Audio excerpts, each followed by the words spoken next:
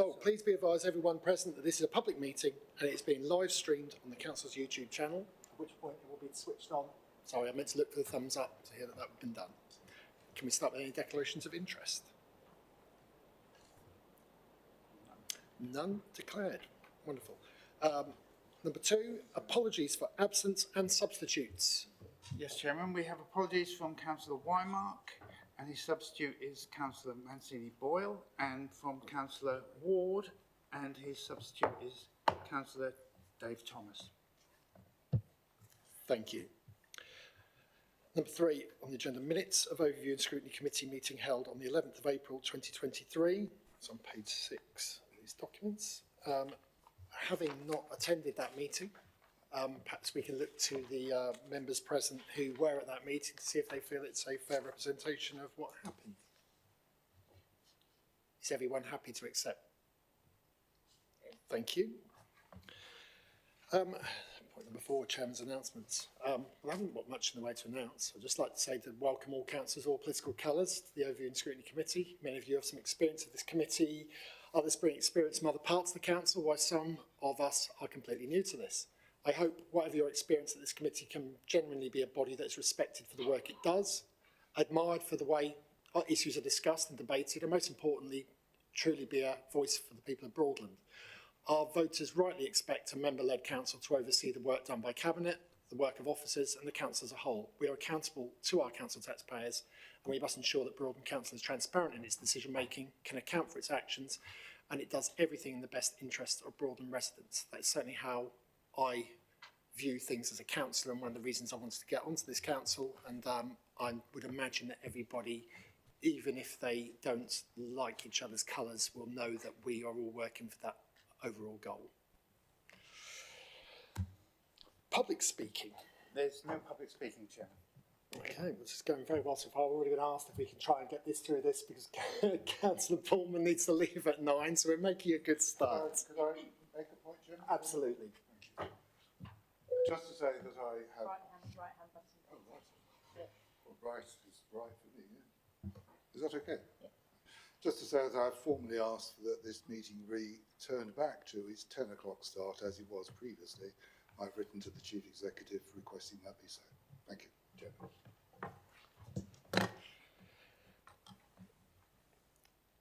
Okay, item number 6. Sorry, Councillor Murray. Thank you. Yes, I'd like to concur with Councillor Bullman. I know that previously, when I was chair of Open Scrutiny, I also wanted to amend the time, and I know that the opposition members were vehement in their not wanting this to be changed, and it was on matters of the staff and officers and their well-being. I just wonder why that position has suddenly changed. Do they not consider the members, the officers' well-being to be that important anymore? I actually don't speak for the previous council. I can speak for the fact that there are an enormous number of new members on this council, many of whom work and can't rely on being able to be available during the day, because many of us, me included, have responsible jobs where being off for a large amount of time will cause problems to my employer, which is Norfolk County Council. So hopefully I'm saving Norfolk County Council some money there, but I say I can't speak for what happened previously. All I can see is there are a lot of people in this room who are new to this committee, and the arrangements have been set up in line with the needs of members in this member-led council. Yes, Councillor Mancini-Boyle. Could I just ask then, at full council, we agreed meeting dates and times, and the time was still 10 o'clock, and it wasn't raised at full council. We even asked at full council because it was implied there was going to be a change in something, and then we were told, no, nothing's changed, but now it has. So I'm just wondering why it wasn't raised at full council. I believe this was discussed at full council, because I remember sitting over there and hearing a discussion about it, but I'd be interested to hear. Yeah, thank you, Chairman. Happy to intervene. So there were discussions held with group leaders regarding the timings of meetings ahead of the AGM, and those discussions carried through. I've had a discussion with the leader following those. I believed that I had contacted your group leader to let them know of the later start time. Unfortunately, I can't find that email and I can only apologise. I thought that email had been sent. Nevertheless, when I've spoken with the leader, I was clear and she was clear that in the council meetings we were talking about all evening meetings moving to evening meetings, and that was taken forward. But I do also believe, and speaking on behalf of the leader, that they are going to review over the next couple of months what everything looks like. That includes meetings. So I think we'll leave that there for that to be reviewed, because this probably isn't the forum for this discussion at this point in time. And actually, as the previous council had a majority representative of a different party, I'd imagine if you'd wanted that to go through and you had the support of all your members, you could have got that through. So I'll just leave that with you.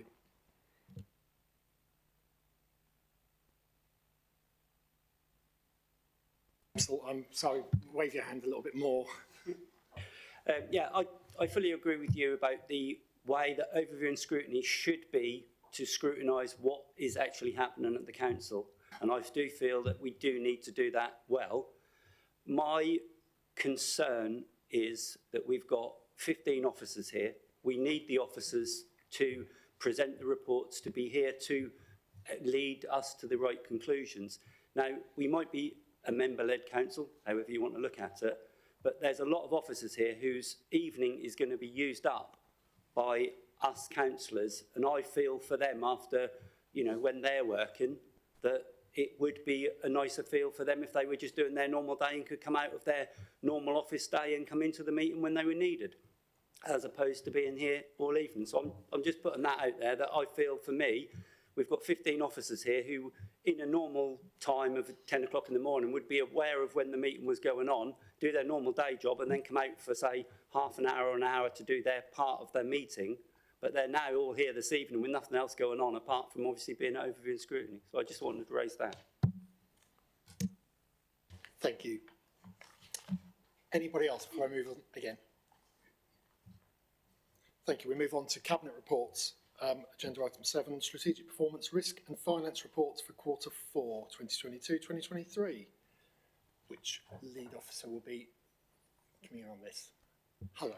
Thank you, Chair. So it will be a double act between myself and Rodney on this report. So the report in front of you today provides you an overview of the Council's performance in relation to our performance measures, which were agreed by Council in the delivery plan for 2022-24, our strategic risk position and our finance position for the year end covering the period of 22-23. So I'll cover the performance and risk high-level overview, and then I'll hand over to Rodney, who will cover the finance section of the report. So just in terms of a summary, section 3.30 of the report provides the overarching summary of the Council's performance for the year. At year end, we have 27 delivery measures which are being reported to be green, and this means they've either met or exceeded the targets set within our delivery plan. 4 of the measures at year end are amber, which means they have not met our targets by minimal amounts, but are within the tolerances we have set. And 1 measure was classed as red at the end of the year, meaning it has not met the target and is currently sitting outside of the tolerances. So from section 3.31 onwards, we've provided an overview of those measures where there's close monitoring in place by the management team. And just in terms of a summary, the 2 measures that I'm talking about are staff retention, which as of the end of March 23 sat at 17.55% turnover, which is above our 10% target. And just to note, we have noticed there is an error on the report on page 27, which states the turnover is 22.2%. Just to confirm, it is 17.55%, so apologies for that error. And the second measure to draw your attention to is tonnage of garden waste. And this is showing a decrease in the amount of waste collected compared to last year, whereas you'll see our target is to increase the amount. So we've raised that for your reference. Just on to strategic risk, since last reporting the strategic risk register into Cabinet, our management team have identified 1 new risk, which is to be monitored by Cabinet, and that is risk BDC P3, and that's in relation to the potential implications to us as a council on the government's new waste strategy. We've identified no new risks to be removed or de-escalated this quarter, and we've had one risk, its score has been reduced this quarter, which is BDC SI13. I'll pause there to hand over to Rodney to cover the finance section, but you'll notice that we've got a number of officers in the room to answer any service-specific questions you might have on the performance for this quarter. Thank you, Sinead. So just quickly take you through the finance element of this report. So this report is very much giving you the year-end financial position, the council's year-end being the 31st of March every year. So as you'll see from the table on paragraph 3.6, we had an overspend on the cost of our core services of £452,000, and that's very much about 4% of the overall budget. We were expecting this. We're predicting an overspend from the Q3 position earlier in the year. And the reason for this overspend is very much two key areas. Firstly, the temporary accommodation costs. Obviously, we've seen an increase in the number of homelessness presentations. We have a duty to house these people, and therefore there's additional costs in housing these people on a temporary basis. And indeed, there's a report later on in the part 2 looking at this very issue about ways we can address this going forward.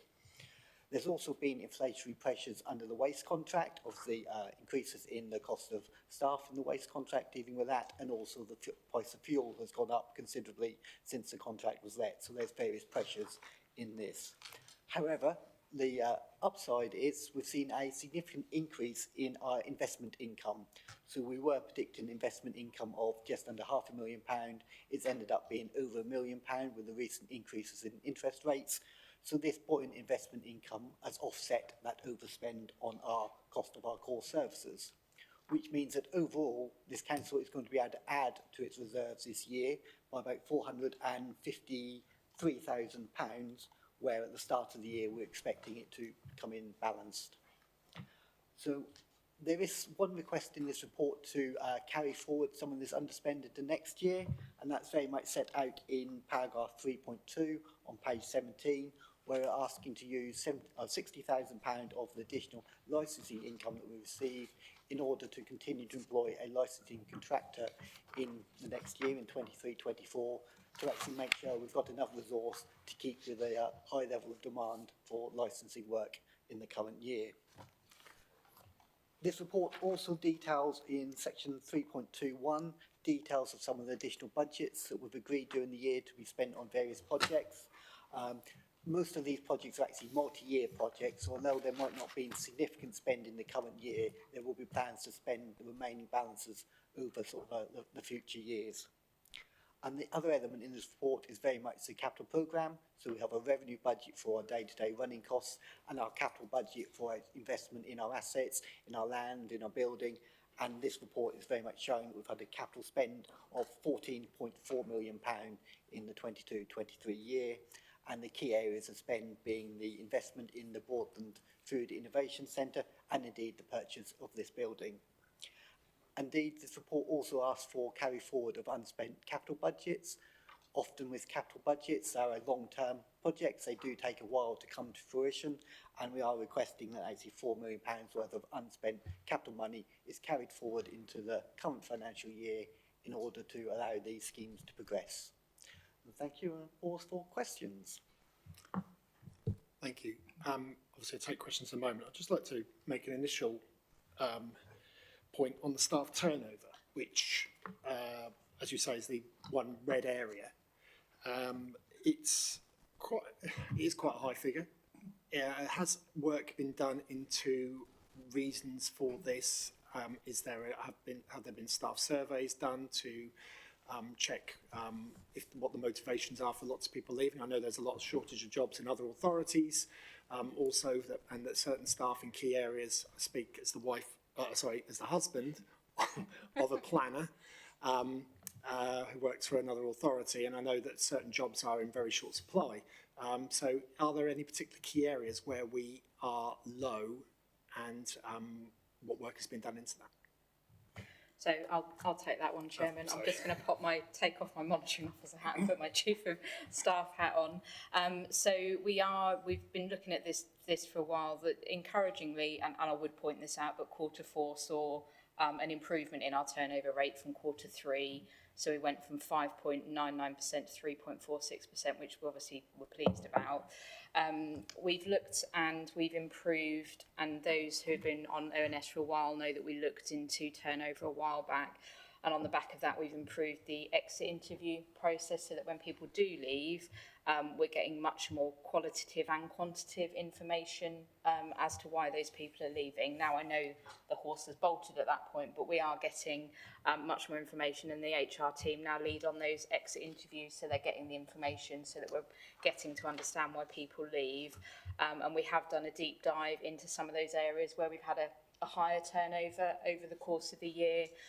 So we've looked, for example, leisure and depot, you do tend to see a slightly higher turnover, but actually that's quite stable for us. But we've looked and delved into planning as an example, housing, HR and council tax, and there are varying different reasons as to why they're leaving. One of the ones that we're looking into in more detail is why people are leaving within 2 years of service. That's an area that we've had a look into, and to try and understand why that's happened. So on the back of that, some of the interventions that we've undertaken are to look at the recruitment and the onboarding of staff when they join, so that we make sure that they're joining in the right way, the best way. Hopefully this building will see improvements as well, because it's a lovely place to work, and that will then mean that once they join, they want to stay with us. I think it's good to have a healthy turnover. I think you need to make sure you don't get stagnant, but you have that healthy turnover. One bit that we're looking into and we're raising is to try and get some more comparative data. Members of ONS know that we've tried to get this before. It's quite difficult to get timely turnover information. We're one of the only councils in Norfolk that actually reports on it, so it's very difficult information to get. What we're seeing from the industry is we're kind of there or thereabouts, but we know the areas that we need to look into, and as I say, the team are doing some deep dives into that so that we can better understand planning, and I'm sure Helen will tell you, goes in circles of people do tend to kind of move around. Professional roles such as HR and IT are increasingly difficult to recruit to. We're competing with a much wider market, and the flexibility, hopefully, that we can offer will help to attract people into those harder to recruit to roles. So we are quite active in trying to understand that and get us to a better, healthier level of turnover. Thank you. Councillor Mancini Boyle, sorry. Yes, thank you. Actually, regarding the staff retention, I think it will be interesting when the peer team return. One of the things they did identify, for the sake of new councillors, that the bad member behaviour, and I do believe that affects officers considerably. I would like to think that won't continue, because if you think about it, rather than put up with bad member behaviour in your workplace, maybe you'd go to the private sector. So that's just a comment there. And just to say, regarding this report, I'm really pleased with it. 27 green performances, I think, is admirable. I have had previous conversations with the AD regarding even the green performances. If they're declining, there's still something we need to look at, because there's a reason why they're declining, and it wouldn't take long, I guess, to slip into amber. So I think we shouldn't just take it as read that everything's green. We should scrutinise that as well. And secondly, I'm sure the new administration is very pleased that of the outturn at Q4. But I would like to actually, regarding the plans for the outturn, I would like to amend the recommendations and suggest, instead of that money going into general reserve, could we please add it to the temporary accommodation reserve? Thank you. I'm going to take Councillor Empsall first, and then I'll come to you, Councillor Morrell. I was just going to say that obviously working on the measures that are in place there, the staff retention is a red, but we all know that this sector at the moment, the public sector, there is a lot of competition. We've seen that when we've advertised for the roles for some of the different departments and everything like that. There is a lot of interest from other councils and everything like that. I would say that if you look at the other measures, obviously the staff satisfaction measure and the staff absence measure, they are both green. I think we are looking at the fact that we are in a very difficult marketplace, and so there is a lot of opportunity out there for people. it'd be very difficult for us as a council to compete against, especially the private sector, when they will offer far greater incentives to pull people out. And I think a lot of people considered things after COVID about, well, a change of opportunity. So I think these figures are good. I am now hoping that as we are now in this new wonderful building, that we will find that staff are a lot happier working in this wonderful place to work, as opposed to all being cramped into smaller buildings. And I think that will make a big difference. And that is something I've always thought was important, to bring the staff into this new building so that they could feel that they had an excellent place to work. And obviously I was supporting this move right from the start. I know that some of the other parties did not like the idea of moving to this wonderful building. And maybe that was one of the contributing factors for staff when they thought, well, it might never happen, so therefore I will move to another council. So we've got that as something to look into, and I think we're in a very good place. Thank you. Can I take Councillor Morrell? Thank you. Firstly, I'd like to second Councillor Mancini Boyle's proposal to amend the recommendation to transfer the general reserve underspend of 435 to the temporary accommodation reserve. I concur exactly with Councillor Emsell. He's taken some of what I wanted to say. But again, I wanted to, as I did with the Q3 report, applaud the officers for their contribution and all the members of staff for the 27 green targets. I think it is admirable for everything they've done. It's very easy to concentrate on the one red, which for past members will know has been on the paper for a while and has been looked at to be redressed. Thank you. Thank you. Councillor Bourne.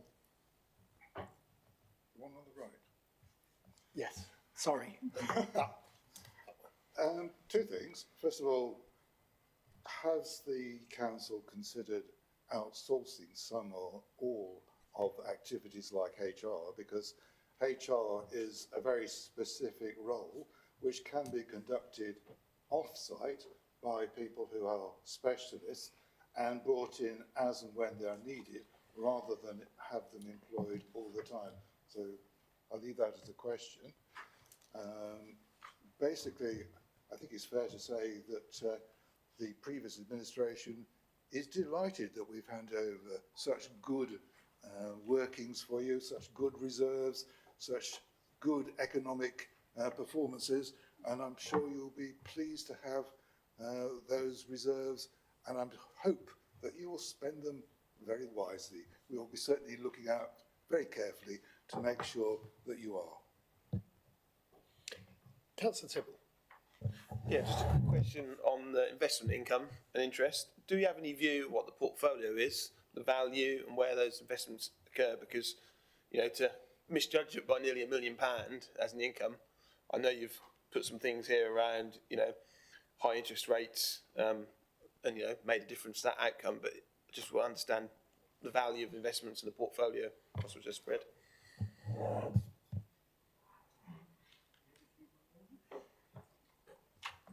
Whilst Rodney's looking for that, would you like me to come back on there? I'll buy you some time, Rodney, on the question regarding outsourcing of HR. It's not something we've looked at directly, and from a personal perspective, I'd be very reluctant to outsource HR. I think it's a service that actually you need that in-house, you need that personal approach with staff, because it helps with the onboarding, it helps with the recruitment, and they're seeing those people on a day-to-day basis. Personal view, there are different models, but it's not something that we've looked at, and it's probably not something I would propose to look at either. So no. In my view, Councillor Bournemouth. Rodney, have I bought you enough time? Yes, thank you very much. Perfect timing. So, where the council can invest its money is very much set out in the Treasury Management Strategy that's approved by full council every year in February. So we have an approved lending list of primarily banks that we will invest in. And as at the end of May, we had investments of £39.4 million outstanding, and these would tend to be with our, we had some money with Barclays, our bankers, as our general day-to-day cash flow, and there's like 7 million with that. And then we tend to have quite a lot of short-term £2 million investments, which we invest for 1 year periods in order to get a return. And to give an indication, at the start of the year, we were potentially looking at investments of that term getting under 2% on a return. Our latest investments at the moment, if we put some money out for a year, we're getting nearly 5% on that investment. So you can see actually where, when we set the budgets at the, 18 months ago now, we were saying we only get investment income based on 2%. In actual fact, we're getting investment interest of 5%, hence almost seeing a doubling of investment income. Did you want to speak, Councillor Ansell? Yeah, thank you. Yeah, I just think also on, I just want to talk about the delivery measures on 9, 10, 11, 12 and 13, which are all about the way this council has supported business in our district. And I think that is all, it's very important to know how successful the Broadland working with local businesses has been. If we look at all those delivery measures, they're all positives, they're all green, and they're all about support for our local businesses. And I feel that, you know, as a council, we should be very proud of the way that we have supported local businesses, especially in these difficult times. So this is all very positive on business support as well. We did have the point made by Councillor Mancini-Boyle, which probably is worthy of discussion, because she asked about the funds, the excess funds being allocated to a specific area. As I understand it, what the proposal is at the moment is that that money will go into the general fund, as it were, which of course could be spent on anything that the council chooses to do, which could include temporary accommodation, but it may well include other measures which the new council may wish to bring forward. Am I right in assuming that is? That is absolutely correct. As I say, Cabinet will have the option to earmark reserves if they wish to. Earmarking is very much an indication of where you like to spend the money, but there's no requirement for you to do it, and actually it doesn't prejudice any further decisions on where you do actually end up spending the money. So it's an option to actually, for Cabinet to consider if they do wish to earmark some of this money for specific purposes. So, given that, I mean, the issue, without wanting to discuss anything which is under that line, as it were, that this is a discussion for later on anyway, and money, I gather, would have been earmarked for what we are planning to discuss. Any further allocation of funds would be regarding a hypothetical spending of that fund on something which has not been yet investigated. Would that be a fair summary? I think we're in that kind of public-private territory. I think that the proposal, I believe, and Councillor Mancini-Boyle, correct me if I'm wrong, is around the paper that we've got later in the below the line, and it's around earmarking that. So we just need to be careful of the conversation. But I won't put words into your mouth. Councillor Mancini-Boyle. Absolutely, I'm aware of that. That's why I didn't wander into that area. What I would like to remind the Liberal Democrat group is at budget time, they did propose an amendment to our budget that £1 million was taken from Broadland growth and put into the temporary accommodation. So this is actually 435,000, not the full £1 million that the Liberal Democrats did ask for in February. Having not been on the council at that point, I can't comment. Somewhere. Does anybody else want to speak on the point that Councillor Mancini-Boyle has made? Yeah, Councillor Emsler. I feel as an overview and scrutiny committee looking at this, it would be proactive of us to consider this and say that instead of moving it to general reserves and then moving it again, we might as well just move it straight away and put it into the temporary accommodation. I think it's a proactive move that makes good sense.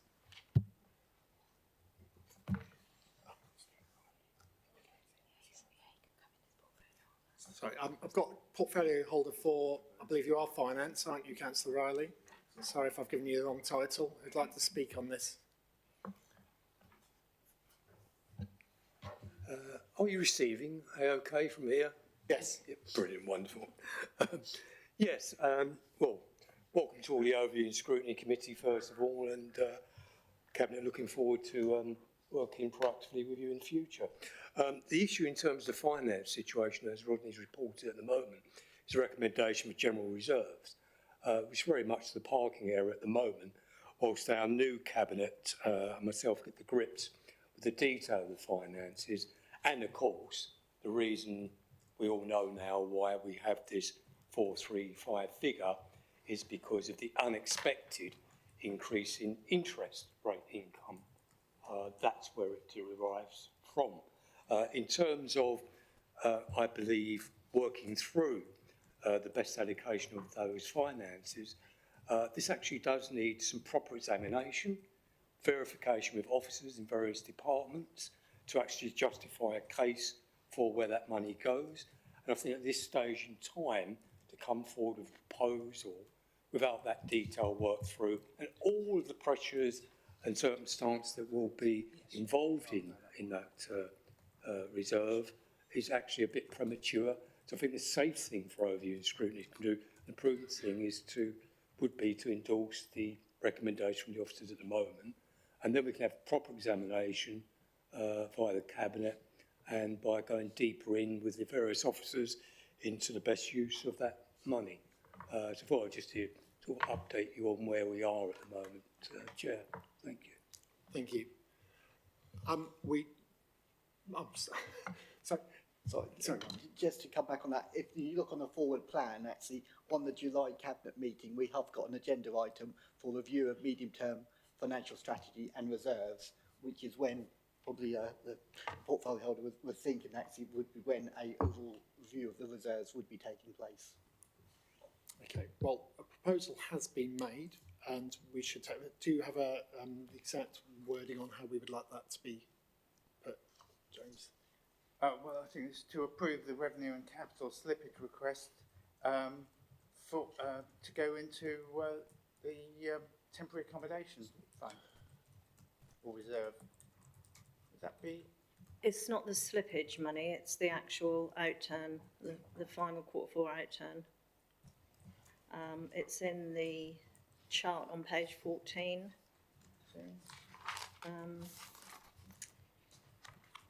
In the table, it says transfer to general reserve of 435,000, and that's part of the recommendation.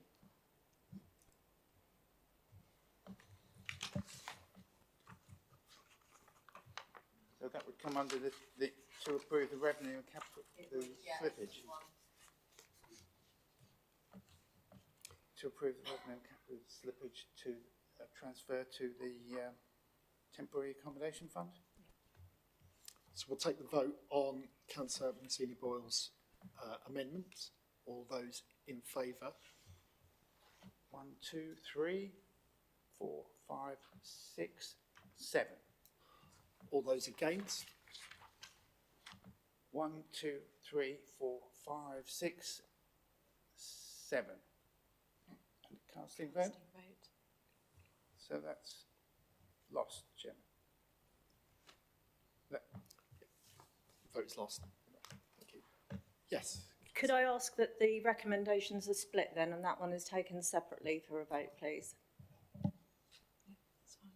Yep. Absolutely. So let me get back to my reams of paper. Okay, so the recommendations, which will now be split into 5 separate points. Assuming everyone else no one's got anything further to add to any of the discussion on this point. Councillor Thomas. Could we ask that this is taken as a note for when they discuss it in July? So I think it's a good idea. It's certainly something they should discuss at Cabinet, and it should be up there for them. Are we happy with that? Yeah, Rodney can take that. Yeah. Thank you. Be interested to have the report back on that, yes. Okay, recommendations. Point 1, which we'll take a vote on each. To endorse the revenue and capital position for year end, open brackets, variance details in Appendix 1. All those in favour? 1, 2, 3, 4, 5, 6, 7. Is it 7? Sorry, could you vote? 1, 2, 3. Yeah. 7. Oh, but 2. And against? 1, 2, 3, 4, 6. 7. Yeah, we need, So again, we need that's, a paddle or something. yeah. Been watching too much Strictly. Yeah. 7. So with the casting vote for chairman, that's carried. Yes. Recommendation number 2, to approve the revenue and capital slippage requests for use in 2023-24. All those in favour? 1, 2, 3. All in favour? 1, 2, 3. Unanimous, Chairman. Unanimous, yeah. That's unanimous. Point 3, to endorse the 2022-23 performance detailed in Appendix 2. All those in favour? Chair, we asked for these ones to be taken on block. For two to 5 on block. Thank you. Okay, we'll take then the remainder on block then, 4 and 5 together. I'll just read, we can read them from themselves unless you want me to read them for you. But if we take 4 and 5, the remainder 2 points together on block, all those in favour? And that's unanimous, chairman. Thank you. I thought you wanted them all separated in case there was another particular point. Okay, agenda item 8, the Greater Norwich Local Plan, proposed examination submission and the requirement for gypsy and traveller pitches and allocation of sites for gypsy and traveller pitches. Thank you to the finance team, much appreciated.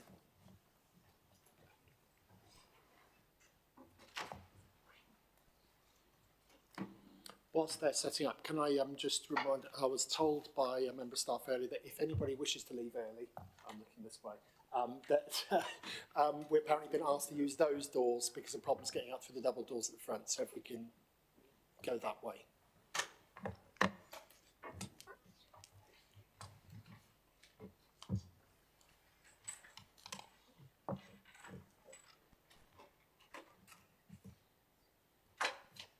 Thank you.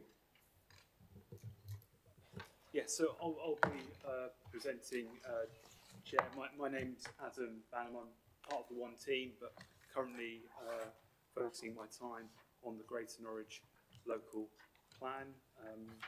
The report was drafted by Mike Borrell, who leads the local plan. With me today is Helen, obviously, who'll give any detailed answers that are required. As a very brief introduction, you'll appreciate this is a report which is part of the Greater Norwich Local Plan. It's been an ongoing project for several years. The plan was submitted to the Secretary of State in July 2021 and is currently undergoing its examination. And this report details some further work we've been doing in relation to the requirement for us to allocate specific sites for gypsies and travellers. You'll be aware, Chair, that there are an amendment proposed to the report, and there's also a couple of updates that we'd like to draw to the attention of overview of Scrutiny, if it's okay. Absolutely. The first amendment is to the recommendation of the report at pages 145 of your papers. It simply is to insert the word additional. That is to draw a distinction between the consultation that we ran in January to March this year into favoured sites for gypsies and travellers, and the consultation that we started yesterday, which is to consult on a further 3 sites which were proposed to us during the last consultation.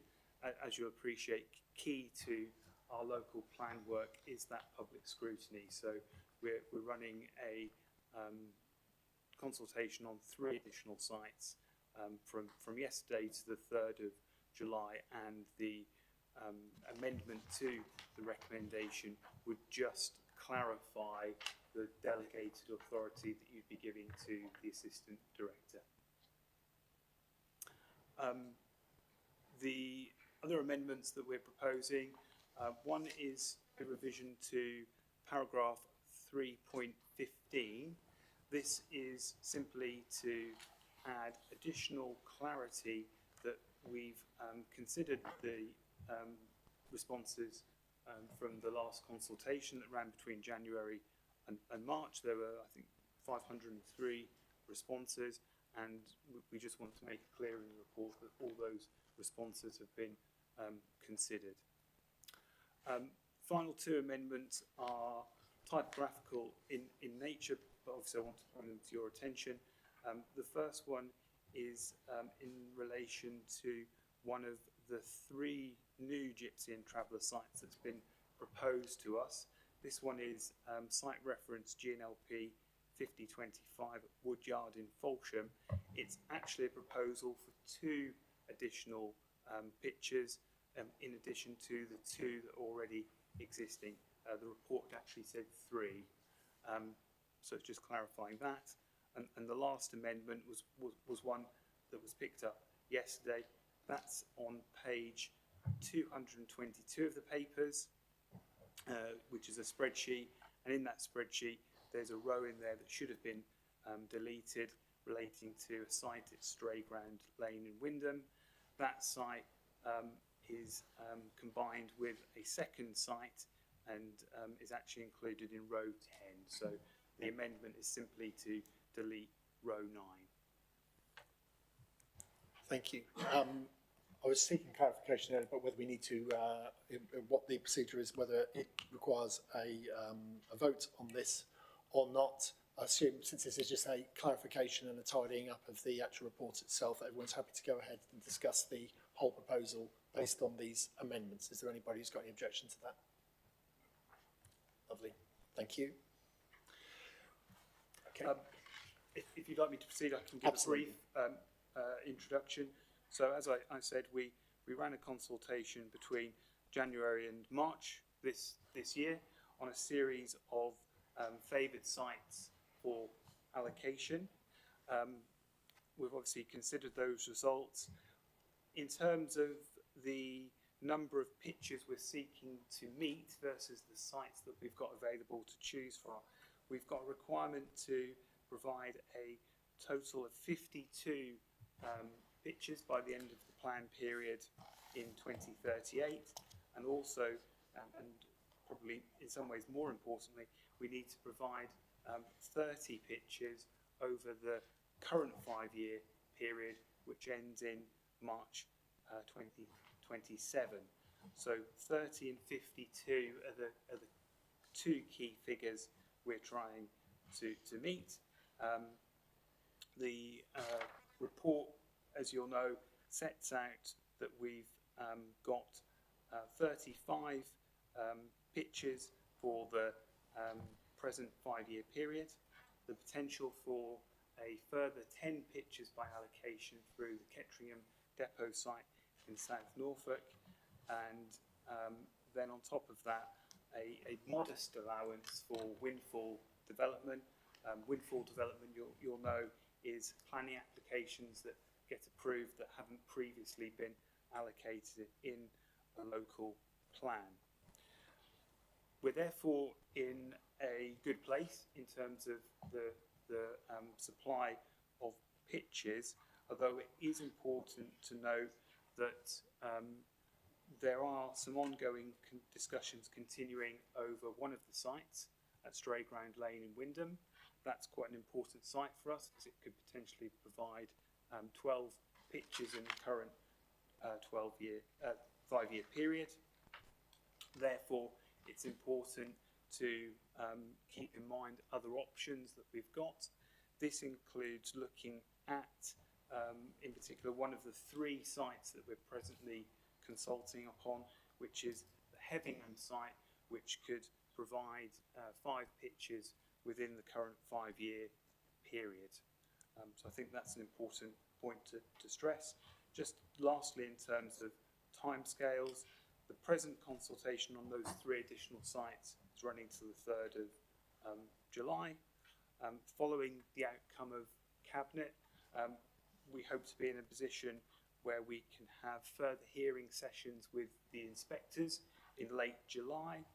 That would lead us to consulting on modifications to the plan as a whole during the autumn, and providing that proceeds satisfactorily, we should be in a position to adopt the Greater Norwich Local Plan in the early part of 2024. Thank you.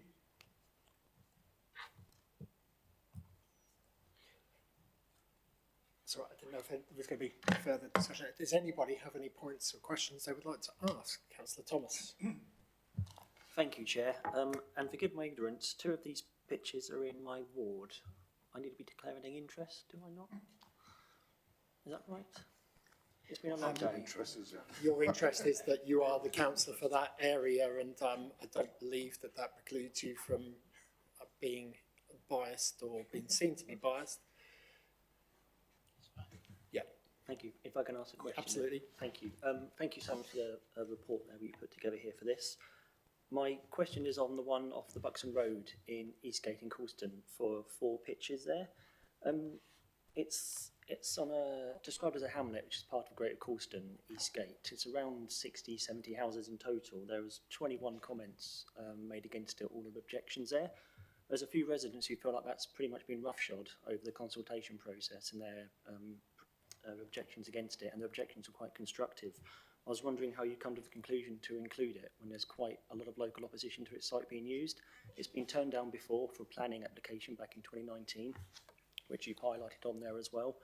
And I think that was, you might have needed to correct me, but it was turned down due to, I think, traffic at the time as well in terms of access to that site for one property, but now proposing 4 pitches on it. It just doesn't seem to match and add up at the moment. I can give a brief answer, and then if Helen wants to add, then obviously she will. The site was one of the sites we consulted upon in January, and absolutely right, it received opposition. We have looked carefully at the comments, and amongst the comments was actually the point raised that the site boundary was drawn incorrectly. So we've reviewed that and revised the proposed policy accordingly. From a technical, if you like, planning perspective, it is in a fairly remote location. I think that was probably a factor why the proposal for a single dwelling on that site was refused, I believe it was in 2019. Obviously, when we're looking at traveller sites, we're looking at it from the perspective of the new location and not just simply a development management decision. We're also looking at our need for pitches from a relatively smaller basket of choices for sites. There's had to be a considerable effort gone into just finding the sites that we've now got. Housing sites are much more plentiful in comparison. So those have weighed into the factors. Technically, from a point of view of access, the site is fine. It's a greenfield site, so there aren't any technical constraints such as contamination that would stop us allocating it, and it would provide a much needed 4 pitches against our local requirements. So those factors have led us to continuing to see it as a deliverable site, notwithstanding the comments from residents, but the comments haven't been ignored. Thank you. Does anybody else wish to speak on this? Councillor Karimi-Coveney. You're flashing. There you go. How is the issue of nutrient neutrality affecting these sites? Because presumably these are going to be overnight accommodations. Absolutely. It's overnight accommodation, so it's treated in the same way, and the sites would have to provide a suitable mitigation measure.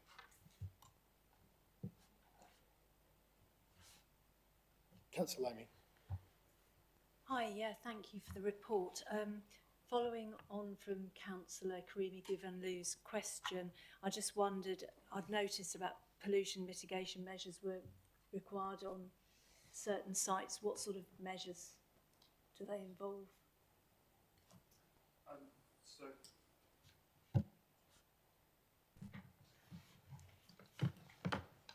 obviously different sites have different requirements. So some of the sites we're proposing have had previous development, so there would be a need to look at contamination, for instance. Other sites are near to source protection zones, so there would have to be technical solutions put in place to make sure that any surface water from the site didn't then filter into the aquifer below. So we've based our policy requirements on either technical consultations, such as with Angling Water or so on, or our consultants who have prepared our sustainability appraisal or our habitat regulation assessment. They've provided recommendations as to the specific policy requirements that are needed depending on the unique circumstances of the site. Did you have a site in mind at all? Oh, sorry. No, not a specific site, but I was just interested in the comments.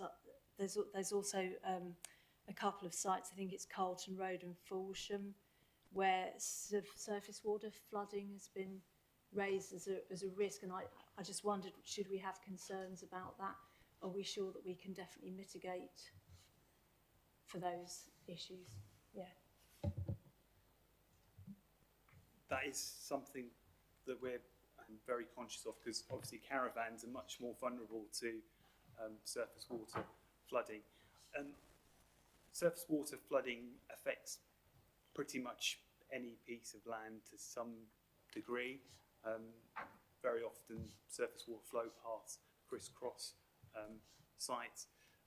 With the sites we've chosen, there is plenty of ground area so that any caravans could be located away from those surface water areas. So we're confident that the sites we're seeking to allocate could accommodate the number of caravans we think.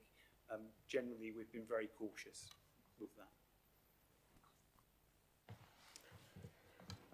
Thank you. I know my previous experience on the council, we used to be, for the 5 years I was on the council, forever chasing the idea of getting a development plan through, the old joint call strategy, I think it was called, and then 5-year land supply issues so that we could stop developers building more or less where they liked. And it seems to be that we are now at the stage where, with nutrient neutrality, that this is the sort of final step for us, at least having a means of controlling developments in the way that the council would wish to seek them to go through in future. Am I right in saying that?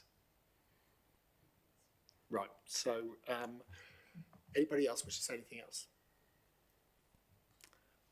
Councillor Empson. Yeah, just on the additional sites, was it an additional one at Fulsham added on from the one on there? One at Hevingham, and where was the third additional? Guestwick.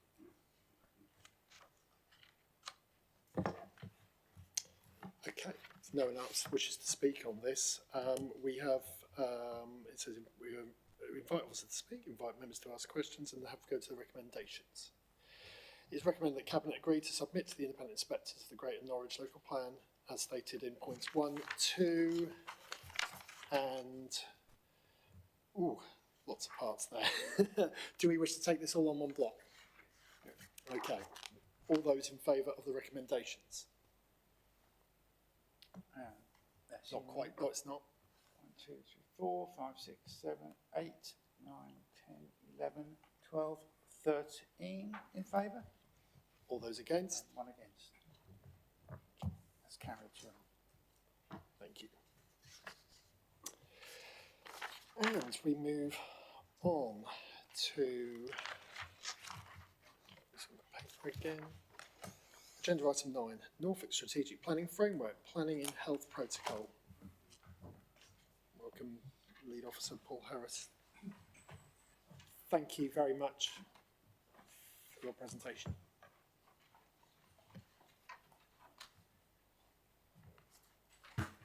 Thank you, Chairman.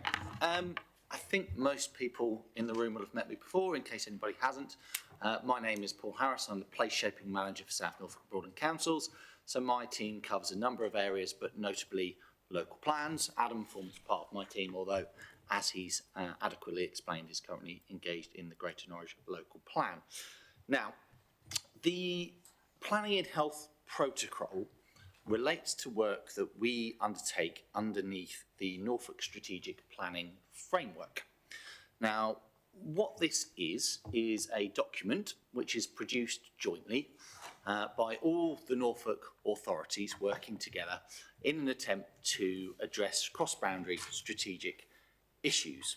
And it addresses various legal and policy requirements, including the duty to cooperate that you may already be aware of. Now, what this manifests itself as is a non-statutory, easy for me to say, planning document with a series of agreements within it. Agreement 18 of that document is for us to endorse a Planning in Health Protocol, and this is what you have in front of you today. I am conscious that within the recommendations itself, it talks about noting the new approach to planning in health. That's included in there as it echoes a standard template report that's being circulated across Norfolk, and you'll see similar resolutions across Norfolk in due course. But actually, I think in terms of what's new within this protocol, actually it's substantially similar to previous planning protocols that were produced in 2017 and 2019, albeit that I think it's the first time that we've ever brought one of those protocols through the Council for endorsement in this way, and that mirrors, as I've mentioned previously, the most recent update and agreements in the Norfolk Strategic Planning Framework. In terms of what has changed in those updates, well, that's sort of outlined in brief under paragraph 1.1 or section 1.1 of the Planning and Health Protocol itself, and talks about revisions to the text describing changes to the health and social care system which have occurred since the last update, and within which how the protocol operates, with a new section being added in, section 1.2, 1.3 onwards, which just sets out up front within the document how this protocol is intended to operate. And it is essentially procedural in terms of what is being set out there. So it sets out how we will engage with health partners as part of the planning process. That covers 4 main areas. The local plan process itself, where we'll engage with health partners as part of preparing the local plan, and indeed we've been operating in that way through the development of the Greater Norwich Local Plan, of which the last item forms part, through to pre-application processes in the development management sphere, through outline applications, and in terms of the consideration of detail applications through development management. In terms of what is expected, it sets out points at which we will engage with health partners at each of those points, and indeed sets out expectations on both sides. From our perspective, it's making sure we're notifying and taking account of comments made by health partners. To be honest with you, that's something we would likely do anyway, but this enshrines this within this document, and that is specifically in terms of the development management sphere on applications of 50 or more homes. It sets out that health partners will respond to those consultations, and within the back of the document there's essentially a pro forma which will help shape the way that they will essentially present their comments to us under a series of different thematic areas. And indeed we're asked to promote that to developers to help them think about the way they design and shape their developments to address health concerns. In essence, that is the way that this protocol is established.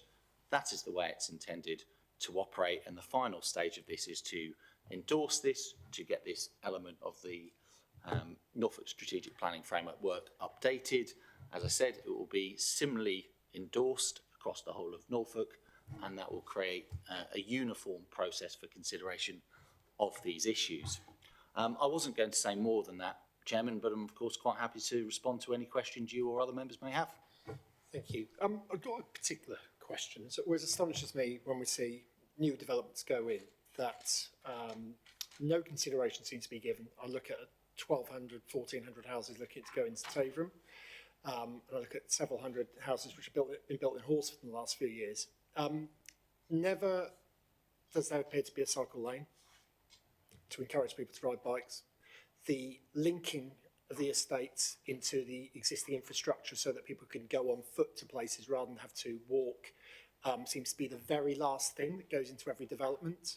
We've got an existing, or two estates which are working towards each other in Horsford but are yet still not officially joined, and they're only joined because someone removed a fence and now walks across some wasteland, and it's become an unofficial path, but supposedly a gate should have gone in there.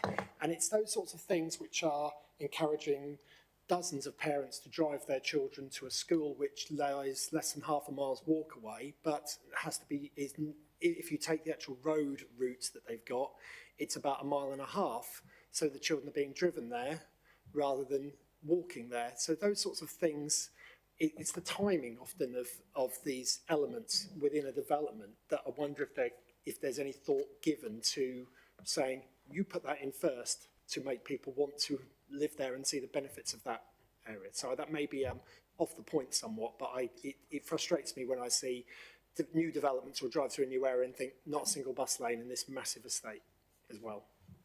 I mean, certainly there are points that are considered in planning applications. I'm loath to talk about specific developments without knowing them in detail, you'll appreciate.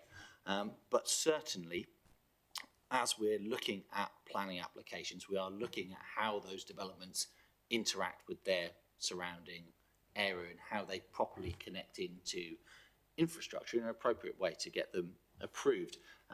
If there are individual instances where members feel that isn't working, then I'm sure I'm not speaking out of turn to say we're happy to look at those and learn from those examples. One of the things that thinking in the way that the protocol explains actually is thinking about those points and how things connect, how they encourage active and healthy lifestyles, and connecting up infrastructure is part of that. When we're looking, I guess, thinking more widely about infrastructure, when we're thinking about connecting into cycle lanes that meaningfully connect into other services and facilities, sometimes that can extend beyond what's fair and reasonably related to any individual development. And that's where we need to work through mechanisms such as the Greater Norwich Growth Board to think about how we can both use our own investment through the Community Infrastructure Levy receipts, as an example, augmented by central government funding where we can secure them, and working with partners at County Council and the Highways Department to try and connect up those areas. And you'll be aware that we've been working with County Council through those structures for a number of years, and there has been a significant amount of investment in sustainable transport infrastructure. Does that mean that everywhere's connected up? No, it doesn't. But that is a plan that we're working to, and we're continuing to invest in those areas, thinking about Horsford. Whilst it doesn't connect all the way to Horsford at the moment, there was an investment put in 2 annual growth programmes ago for SIL funding to improve connections up the A140 up to the roundabout with the NDR, which provides a critical link between the urban area and the NDR, which can be extended forwards in due course when the opportunity arises. Thank you. It's nice to know these things are being considered. And has anybody got any points they'd like to make? Or any questions? Sorry, Councillor Emsall. I should go to you first every time, Councillor Emsall, really. But go on. Just as a quick question, this obviously will affect the, obviously developments coming forward, because I think most times when a development is coming forward, people will talk about the need for the healthcare, say doctors and everything like that. If the health professionals are making representation that explains to the developer what would be needed, would we then have that option to, for instance, use the Taverham hub idea to say, actually, yes, working as a council with the other partners, we can provide something. But obviously the healthcare professionals who have already said that that's got a need because they've obviously put their recommendations in with the planning, would they then have an obligation to get on board and everything like that? So obviously they're sort of saying to us that there would need to be healthcare provision, for instance, a doctor's surgery with a new development. We would then say to the developer that would need to happen, but then when it comes to doing something like the Table Room Hub, we would then need the healthcare people to be on side with that. Are they likely at that point to just say, no, oh, we just said that you needed it, we weren't going to be involved? Or do you think by them saying that they would be involved more? I think in terms of the engagement that would take place, it's referred to within the document as with the estates team. I would be very disappointed, I guess, if we got into in-depth negotiations with the estates team within the area who said there was a need for a new facility. We found a solution to that, and then they were to back out of it at the last minute. That would be a very disappointing scenario, and I suspect it's unlikely. Clearly, as with any service provider, their decisions about how they deliver their service may change depending on a whole wealth of factors. So I guess there's always that potential, but I think the engagement, and I haven't been engaged deeply in the work around Taveram, but I suspect that that outcome would be unlikely if discussions were to go on significantly. Where there is a challenge around all of the work we do with health is that publicly there's a concern about the capacity of services to meet increasing demand, and there's a desire to leverage further contributions from development towards improving services. Where we are at the moment in terms of our investments is it's been quite difficult, I think, for health providers to demonstrate that their need is directly related to a development rather than relating to wider increasing pressures on their service that is reflected in their settlements and funding from government. It's not beyond the realm of possibility they'll be able to demonstrate that case there, but we'll need to take that on a case-by-case basis. And what we're agreeing to here is making sure that when we take an application to committee, that we report those comments, which, as I've said before, frankly, we will do anyway, and we can explore those issues fully as part of the determination of an application. And so I think there's, I guess, that other mechanism for members to appropriately consider health considerations as part of the development management process, which I think is probably followed anyway, but is enshrined in this document. Thank you. Councillor Bullman. I'd like to take Councillor Ensell's question a bit further. Putting it bluntly, when we have large developments, to what extent is consideration given to increasing the supply of doctors, nurses, and so on and so forth? Because essentially, let's take Aylsham, for example. Large developments are taking place there. I'm not aware that the surgeries, and there are two of them in Aylsham, are actually increasing their capacity in order to deal with all these extra people who will be there. So let's actually focus on that as a very key issue. So, I mean, the first thing to say is it's not for me in my position to plan for how health services are provided. That's the responsibility of the relevant health services and their operational functions. What we do is we engage with them both through the local plan stage as the first point, where we're determining where growth should go. We inform them of the emerging plans that enables them to plan for their service provision, and indeed we provide annual updates of our expectations of the delivery of growth. And I think the expectation is that they will plan for service provision to meet their needs, and that might include providing services in different ways. I don't want to go too much down that route because it's clearly for them to determine how best to do that within the negotiations that are going on between them and government about funding and how to provide their services. We certainly take account of representations around healthcare as part of the local plan making process.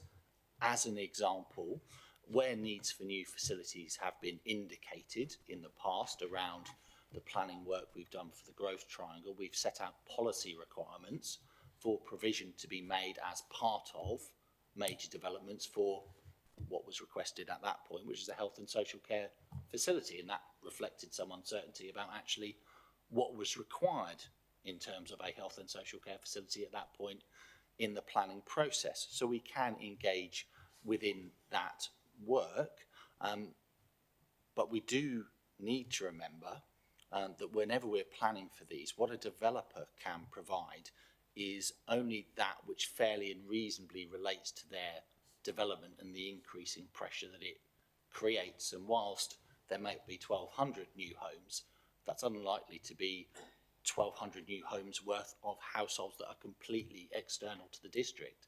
A number of those will already live in the area and be newly forming households where we're meeting that demand. So it's through that engagement process we enable providers to effectively plan for the delivery of services. We will consider appropriately requests for investment where they come forward, albeit typically there's an expectation that that will form part of their settlements with government to the extent it can do. And this engagement protocol, to bring us back to it, enshrines how that engagement will work to make sure there's a communication effectively between the two parties. Councillor Tipple. Yeah, I'm sorry, absolutely sorry. Can I note that with some cynicism? Councillor Tipple.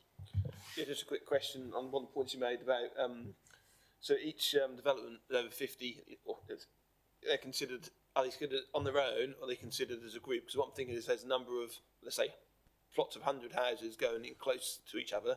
Was each one looked at separately from a health perspective, or would you actually say, actually there's 5 developments going up in quick succession in the local area, you need to consider them as a whole from a health perspective rather than each one individually? Because I'm just thinking, if you looked at it individually, you might not deem it necessary for any health provision, but looking at it as a whole, you might, I don't know how that is played into. I would fully expect them to look at them cumulatively. The work we do in providing them with forecasts of housing through the local plan process looks at all planned growth and looks at existing commitments that we have that shows the overall picture of growth, how it's planned and how we expect it to come forward to essentially give them the information to plan effectively for the service.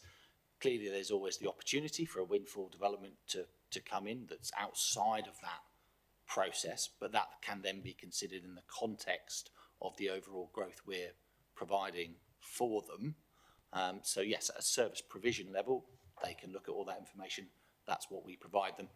There may of course be individual aspects of how the development is created, to come back to the chairman's point, how it's integrated into the area that they might want to look at in isolation. Having attended the Health Overview and Scrutiny Committee, County Joint Committee with the districts and county councillors last week, which Conservative members I'm sure are aware Councillor Wymark is now chairman of,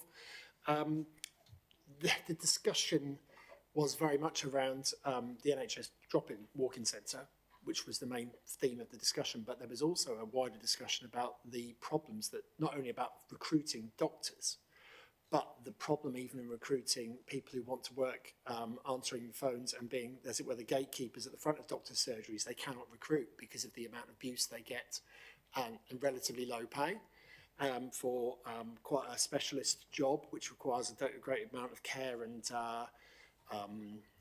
anonymity in the way that you deal with things, and the shortage we have of community pharmacists. That there are pharmacies closing across Norfolk, and that is getting worse. And despite them trying to set up a pharmacist course at the UEA, which they thought might draw people in, they said that the experience of speaking to other universities who run such schemes means that the people still leave, because you can get, if you're a trained pharmacist, you can earn a lot more in Canada or Australia, and they're finding a lot of that. So I think the thing, the old, I want to make a film analogy that no one will make of, build it and they will come from Field of Dreams. You can build a doctor's surgery, but you won't get a doctor's move in, and you won't get a pharmacist move in. So I think that was what came across at the Health and Overview and Scrutiny Committee meeting last week, and we've got a real problems across Norfolk and across the country in that respect. I think I'm in agreement with the chairman. Perhaps that should be minuted. Thank you. Has anyone else got anything else to add before we go to the recommendations? Councillor Lehman. Hi, yeah, it's just a question about the wording actually in the document. So in the protocol, section 2.3 under organisations involved, I think it's page 246 in these papers, it suggests that NHS England is responsible for dentistry, but I think now it's the Norfolk and Waveney Integrated Care System. So I think maybe the figure needs updating. That. I mean, we can. The figures that were taken were included, and indeed this paper drafted by Public Health at Norfolk County Council. I think substantively, if I can raise the concern with them about whether that description needs updating or not. I would suggest perhaps it's a minor updating point that doesn't go to the substance of the recommendations in there, but I can certainly follow that up. And if there is the need to be a change, we can tweak that in the final published version of the document if it so pleases the committee. Thank you. Are we happy to go to the vote? Are we happy to accept recommendations? All those in favour? And that looks to be unanimous, Chairman. Thank you. Agenda item 11, exclusion of the press and public. I move that the press and public be excluded from the meeting for the remaining items of business because otherwise information which is exempt information by virtue of paragraph 3 of part 1 of Schedule 12A of the Local Government Act 1972 as amended by the Local Government Access to Information Variation Order of 2006 would be disclosed to them. I'd love to say I've been learning that off by heart.